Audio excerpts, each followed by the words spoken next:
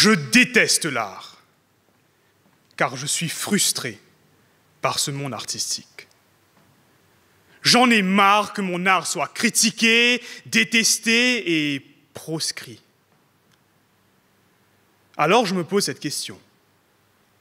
Puis-je être un artiste si mon art déplaît, fâche et agace?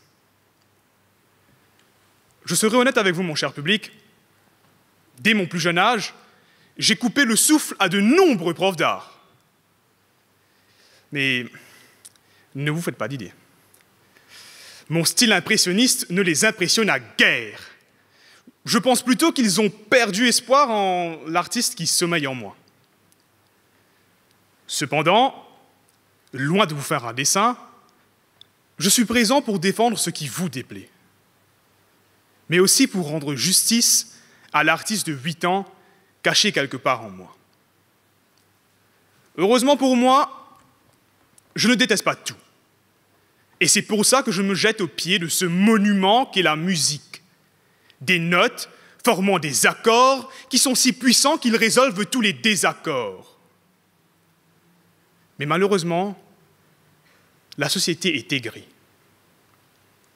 Kaya, un artiste de chez moi, arrêté et tué pour un crime, si réprimé pour ses actions qui se reflétaient dans son art, le ségué. Une injustice qui a tué l'artiste. Mais pas son art.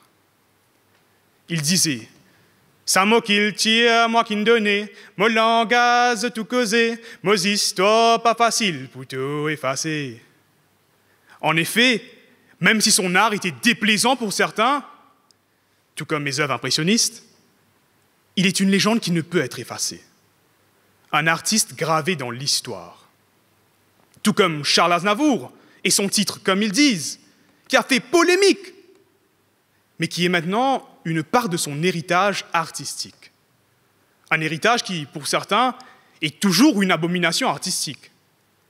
Et en parlant d'abomination, plongeons un instant dans le monde de Paul Cézanne et de Van Gogh.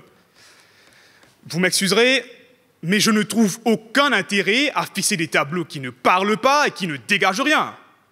Je préférerais qu'ils dégagent même.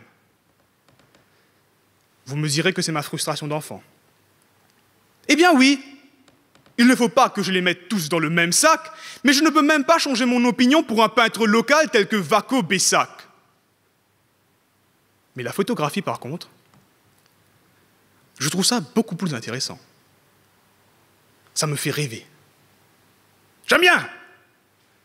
J'adore ces photos qui gardent ma grand-mère, mon ava, toujours présente avec moi.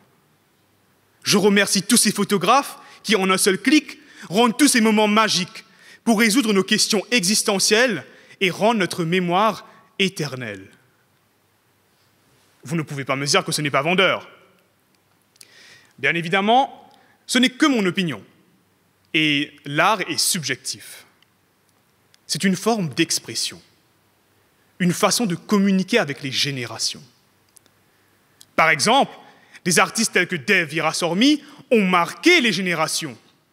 Des controverses sur l'utilisation de la langue créole pour réinterpréter des œuvres de Victor Hugo ou de Shakespeare ont semé le doute sur sa légitimité d'artiste. Jugé pour sa langue, infériorisé pour son créole. Mais l'identité d'artiste transcende les barrières linguistiques. C'est la passion qui fait vivre l'artiste. Eh bien moi, du haut de mes 8 ans, pourquoi ne peut-on toujours pas me considérer comme un artiste avec mes bonhommes bâtons? C'est ça un bonhomme bâton. Enfin bref. Finalement, l'art n'est qu'une médiocre innovation constante. La diversité de l'art rend la définition d'artiste beaucoup plus subjective. Il y en a pour tous les goûts. Le cinéma, la cuisine, la mode, la danse, la sculpture et même mon propre discours. Mais, mesdames et messieurs, je suis peut-être complètement à côté de la plaque. Je ne peux quitter cette scène sans vous parler d'un artiste qui, selon moi, déplaît à tant de monde, mais qui a les plus belles créations. La nature et les paysages, nos îles, notre bonheur.